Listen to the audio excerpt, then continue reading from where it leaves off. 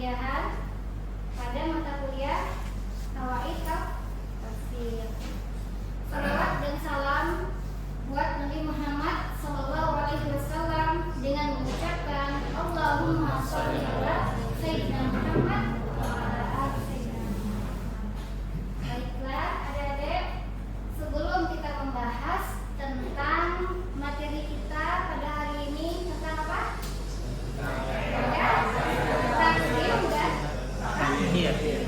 Sebelum itu mari kita mengulas sedikit tentang materi yang telah kita pelajari pada minggu lalu. Tentang apa? Kaidah bahasa Tentang kaidah bahasa di dalam Al-Quran. Baik, sebagai mengulas sedikit, siapa yang bisa menjelaskan tentang apa yang dimaksud dengan kaidah bahasa di dalam Al-Quran? Oke, silakan. Izin menjawab, perkenalkan nama saya mungkin biasa dipanggil Raffi. Jadi kaidah dalam bahasa dalam Al-Quran itu kaidah yang berkaitan dengan struktur bahasa Arab dari segi nahwu, sorof, dan qolom. Baik, contohnya mungkin ya, salah satu kaidahnya itu adalah kaidah jumlah ismiyah. Oke, bagaimana jumlah ismiyah itu? Jadi jumlah ismiyah itu menunjukkan makna yang permanen dan sifatnya itu konstan, tidak berubah.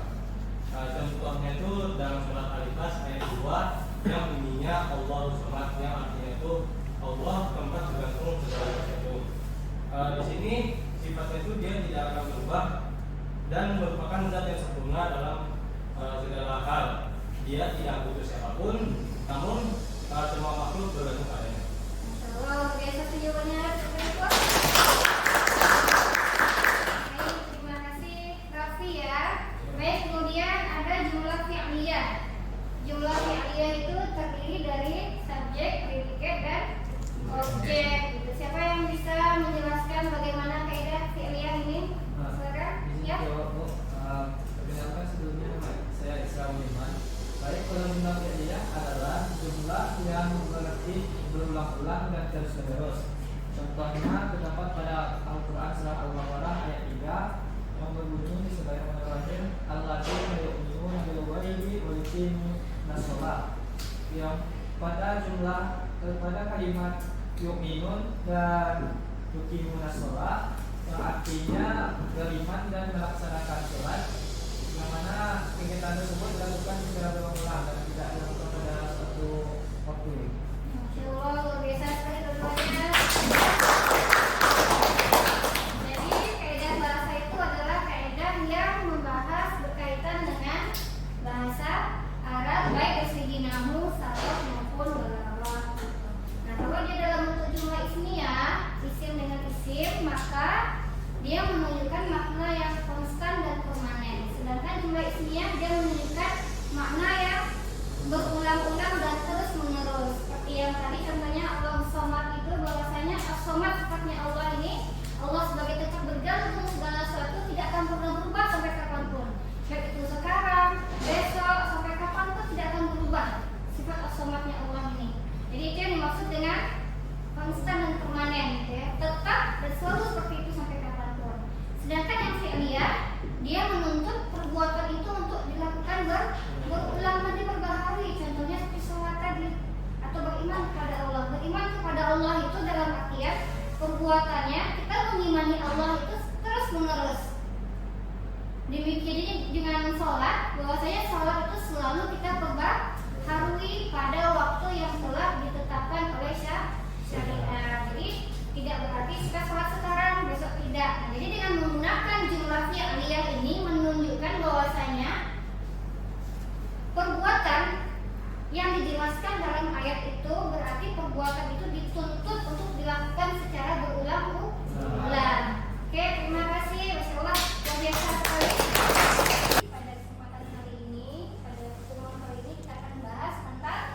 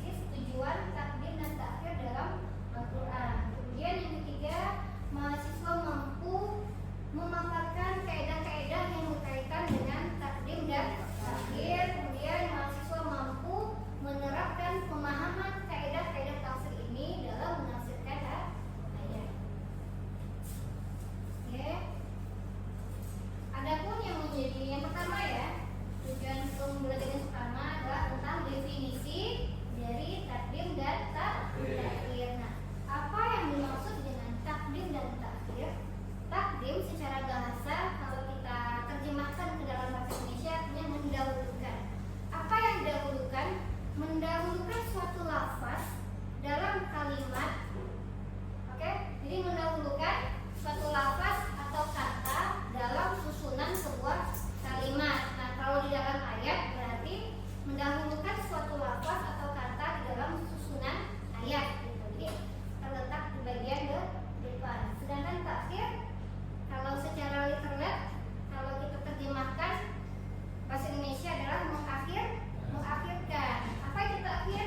Mengakhirkan suatu lafaz atau kata dalam susunan sebuah kalimat. Jadi takhir dan takdim dan takhir adalah menempatkan suatu lafaz atau kata pada posisi sebelum atau sesudah tempat asalnya karena suatu alasan seperti kekhususan, urgensi, atau adanya kebutuhan mendesak atau adanya estetika bahasa. Kaidah yang kedua adalah al-arabu la yuqaddimuna illa ma yaqtanuna bihi ghaliban. Artinya apa? Orang Arab dia tidak akan mendahulukan sesuatu lafaz atau kata kecuali apa yang dianggap penting baginya, bagi mereka. Nah, contohnya apa? Contohnya pada surat Al-Baqarah ayat 43. A'udzubillahi minasyaitonirrajim. Silakan bacakan.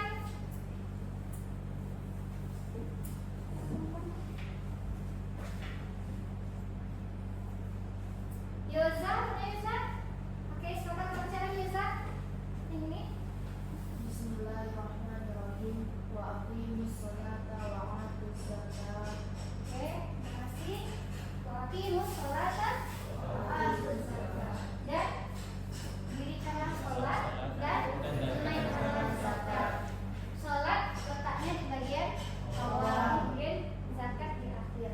Nah, kalau kita kaitkan dengan kaidah ini, bahwasanya orang Arab dia tidak mendahulukan satu lafaz kecuali dianggap penting. Maka kita sudah sangat tahu ya bahwasanya sholat merupakan tiang agama.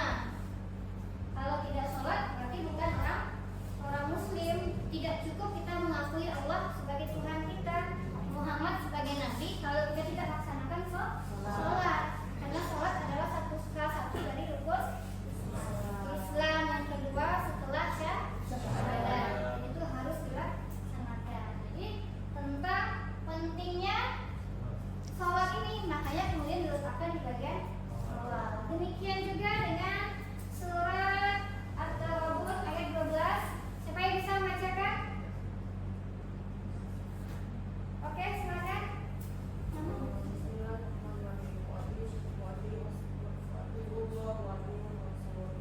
Terima kasih. Oke. Wa atiullaha wa atiur rasul. Dan taatlah kepada Allah dan taatlah kepada Rasulullah. Ini kan poinnya Allah yang pertama. Yang ditaati yang pertama kali adalah Allah. Kemudian baru taat kepada Rasulullah. Berarti menunjukkan penekanan ya ditakdir ta'zimillahi ta'ala untuk menekankan tentang agungnya Allah Subhanahu wa ta'ala. Ketaatan yang paling utama itu adalah kepada Allah. Sedangkan ketaatan kepada Rasul harus taat kepada Allah dulu baru kepada Rasul. Oke? Berarti tentang adanya takzim ya, takzimi pendahuluan karena ketaatan kepada Allah adalah dasar dari segala bentuk ketaatan.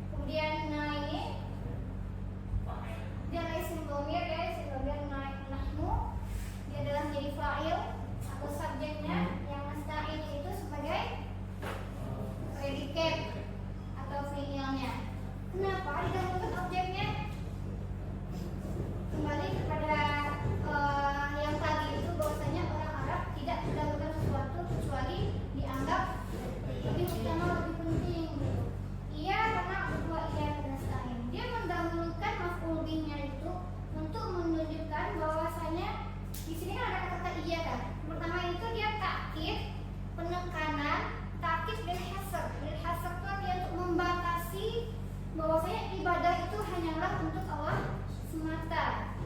Ini penekanan bahwasanya tauhid itu tentang adanya tauhid dan penolakan terhadap segala macam bentuk syirik.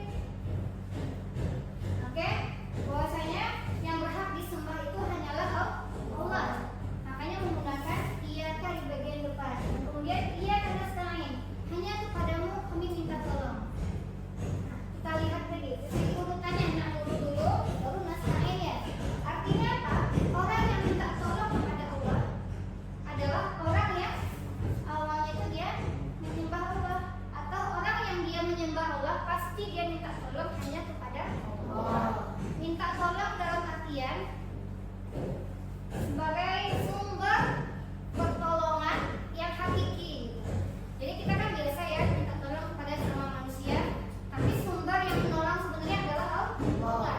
Manusia bisa menolong kita atas izin Allah. Jadi sumber pertolongan utama kita yang memberikan kita pertolongan adalah Allah Subhanahu wa taala. Oke, di sini dijelaskan bahwasanya kenapa didahulukan, karena adanya bil hasr, pembatasan ibadah itu hanyalah kepada Allah dan menentang segala macam atau menolak segala macam bentuk syirik. Baik, semakin dalam ya makna Al-Fatihah ayat 5 ini ketika kita masukkan kaidah-kaidah yang kita pelajari pada hari ini. Oke?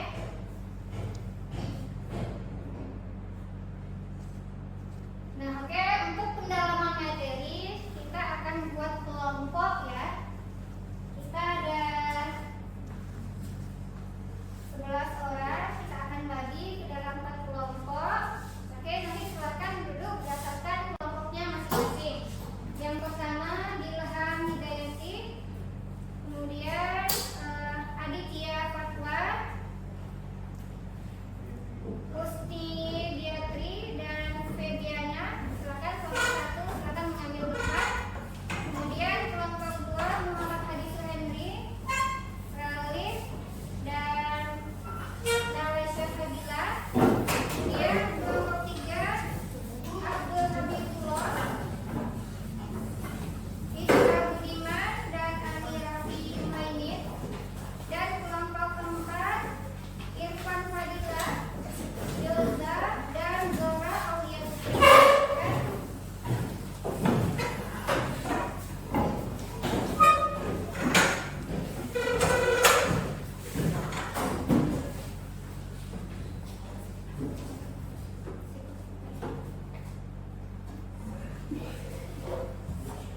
Baik, jadi tugasnya itu kita berusaha untuk, silakan adik-adik nanti buka HP-nya, ada aplikasi Al-Qurannya kan? Silakan buka HP-nya, kemudian dicari tentang kaidah-kaidah takdir dan ta'khir ini, baik yang kaidah pertama maupun kaidah kedua. Silakan dilihat. Kita berikan waktu sekitar 10 menit ya untuk diskusi, mencari ayatnya, dan bagaimana nanti aplikasi penafsirannya ketika kita menggunakan kaidah ini dalam memahami makna ayat. Silakan kita berikan waktu 10 menit untuk mencari ayatnya dan juga menjelaskan tafsirnya.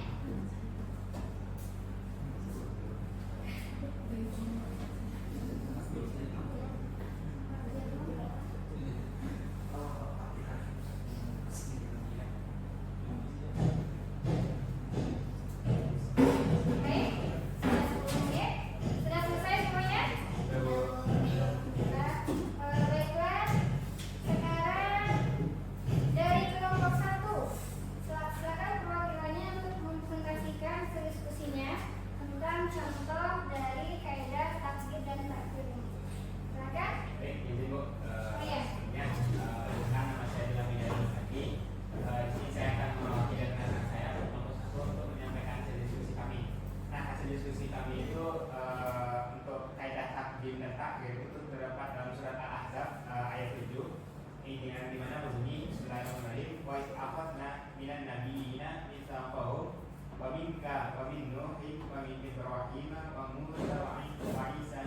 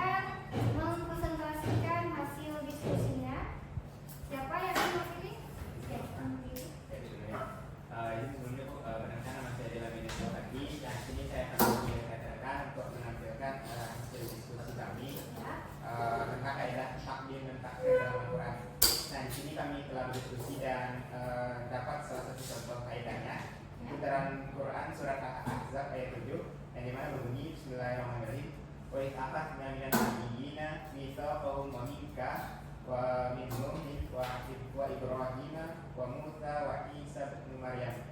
Nah, di sini dapat sama-sama ketahui bahwa pada ayat tersebut terdapat kata Mika yang dimana kata Mika itu merujuk kepada Nabi Muhammad, dan yang sama-sama kita ketahui juga bahwa Nabi Muhammad itu adalah Nabi terakhir yang dimana urutannya itu setelah Nabi Nuh, Nabi Ibrahim, Nabi Musa dan Isa. Namun pada ayat ini Nabi Muhammad dituliskan pada di awal. Nah, ini adalah kaidah takdirnya. Nah, alasan untuk dituliskannya takdirnya Nabi Muhammad terlebih dahulu. Yang pertama itu alasannya untuk pengagungan terhadap Nabi Muhammad SAW karena merupakan Nabi penutup dari para Nabi. Yang kedua itu untuk menunjukkan kemuliaan dan keutamaan Nabi Muhammad SAW. Nah, konteks ayat ini menjelaskan tentang pembelaan dan pengagungan risalah Nabi Muhammad SAW, dan sehingga didahulukan Nabi Muhammad pada ayat tersebut sebagai fokus utama dari penyampaian misi kenabian di akhir zaman. Ini cukup saja untuk penyampaian dari kelompok kami. Saya kembalikan kepada Ibu. Oke, terima kasih. Luar biasa sekali yang berani masalah.